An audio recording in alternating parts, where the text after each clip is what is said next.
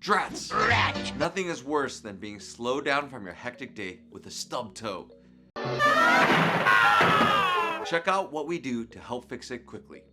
But first, please spend a few seconds to like our video, subscribe to our channel. If you found this video helpful in any way, please consider hitting the thanks button and donating. Also, our team has worked hard to bring some fun and inspiring merch for a limited time. Check those out below. We appreciate your support.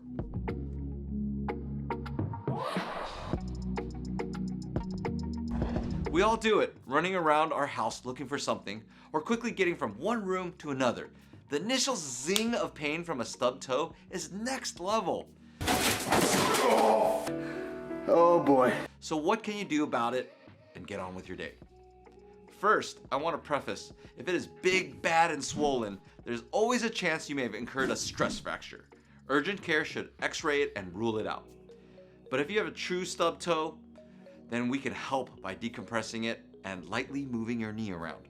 The reason we use the knees and movement is so that you can decompress it rather quickly using some principles of small accessory motions. Ah, my toe.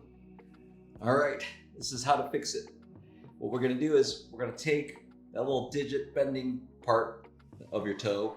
You wanna pull it forward. You wanna stabilize, you wanna pull this forward. And then what you can do is you're just gonna move your knee side to side. You're gonna move your knee side to side while maintaining that pull forward.